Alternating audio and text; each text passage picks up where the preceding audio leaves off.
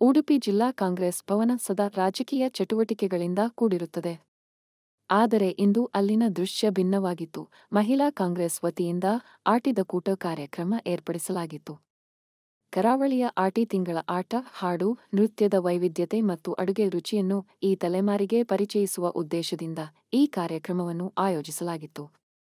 ಕಾರ್ಯಕ್ರಮದಲ್ಲಿ ಮಹಿಳಾ ಕಾಂಗ್ರೆಸ್ ಕಾರ್ಯಕರ್ತೆಯರು ಕುಣಿದು ಕುಪ್ಪಳಿಸಿದರು. ಹಾಡು ಹೇಳಿ ಖುಷಿಪಟ್ಟರು. ಹಾಸ್ಯ ಚಟಾಕಿ ಹಾರಿಸಿದರು. ಕೊನೆಯಲ್ಲಿ ಬಗೆಬಗೆಯ ಆಟಿ ತಿಂಗಳ ಭಕ್ಷ್ಯ ಭೋಜನಗಳನ್ನು ಸವಿದರು. ಒಟ್ಟಾರೆ ಸದಾ ರಾಜಕೀಯ ಜಂಜಾಟಗಳಿಂದ ಕೂಡಿರುತ್ತಿದ್ದ ಜಿಲ್ಲಾ ಕಾಂಗ್ರೆಸ್ ಭವನ ಇಂದು ರಿಲ್ಯಾಕ್ಸ್ ಮೂಡ್ಗೆ ಜಾರಿತ್ತು.